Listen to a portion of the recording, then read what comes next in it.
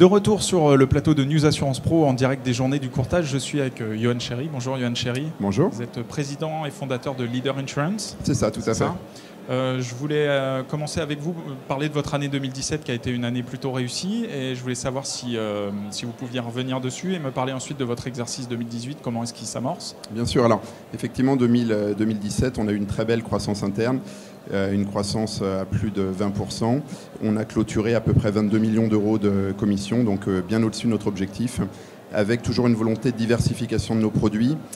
Et aussi bien, on a un acteur aussi bien dans le réseau B2C que B2B, avec une partie grossiste et une partie de vente directe. Donc effectivement, on a eu une très belle année 2017.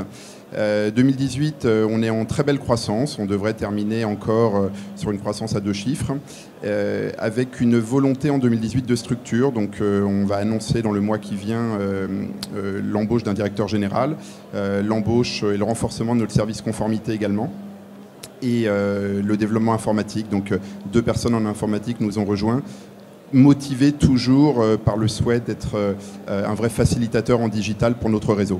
Très bien. Il y a eu aussi un changement d'actionnariat dans votre groupe il y a quelques mois. Est-ce que vous pouvez nous en dire plus? Comment est-ce que ça s'oriente aujourd'hui?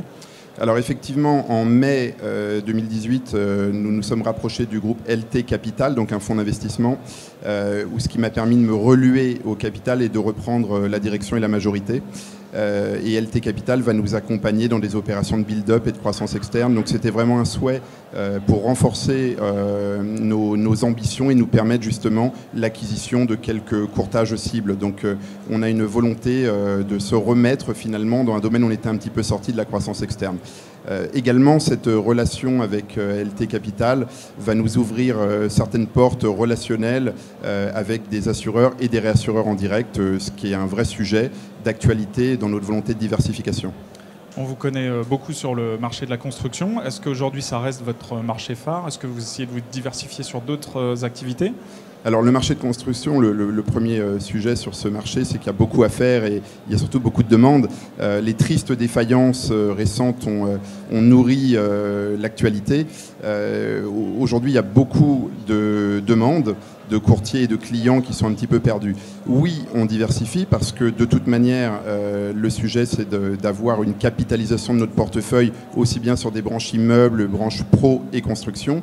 Néanmoins, on continue toujours une très belle croissance dans ce domaine avec plusieurs acteurs. Donc dans la partie grossiste, on travaille avec 2 filiales, Leader Souscription et AXRE Insurance. Leader Souscription est le représentant pour la France de Millennium Insurance, donc une compagnie espagnole, et AXRE, à la délégation commerciale, on a fait l'annonce lors de ces journées du courtage de Kudos Insurance, qui est une très belle compagnie danoise. Vous parliez de Millennium, on entend beaucoup de choses sur cette compagnie. Après les défaillances, comment va cette compagnie? Beaucoup nous disent qu'elle sortir du marché français. Est-ce que vous avez des informations sur cette compagnie? Oui, alors effectivement, on entend beaucoup de choses, on lit tout et n'importe quoi d'ailleurs. C'est un sujet qui a beaucoup animé.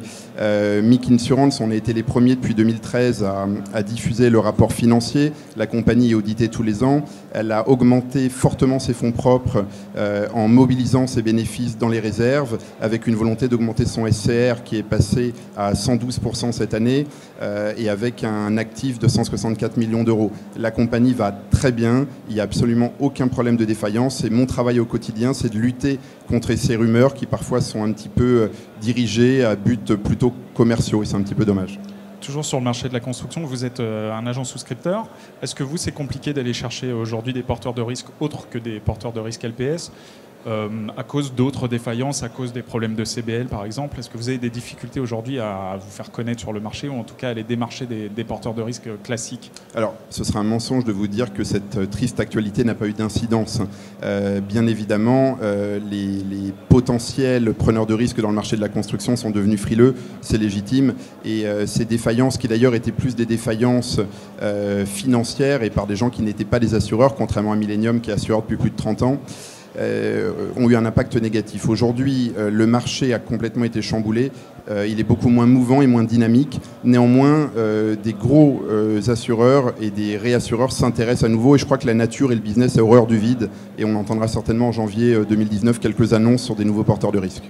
Et les dernières défaillances, que deviennent les portefeuilles restants? Est-ce qu'il y a des assureurs français notamment qui viennent récupérer ces portefeuilles et qui sont ouverts malgré la qualité du risque?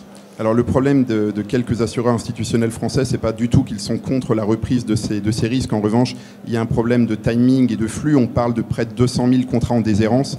C'est pas neutre. Donc effectivement, on est nous un acteur où on a mis en place des solutions de replacement de ces risques et quelques assureurs français s'intéressent néanmoins avec un rythme qui ne répond pas forcément aux besoins de réactivité du courtage. On a essayé, nous, de mettre en place des solutions à garantie ISO, à prix ISO, de manière justement à apporter une solution facile pour le client qui, encore une fois, il faut le rappeler, est la première victime de ces défaillances. Merci Johan Cherry. Merci beaucoup. Quant à moi, je vous retrouve sur newsassurancepro.com où vous pouvez retrouver toutes nos vidéos de la journée.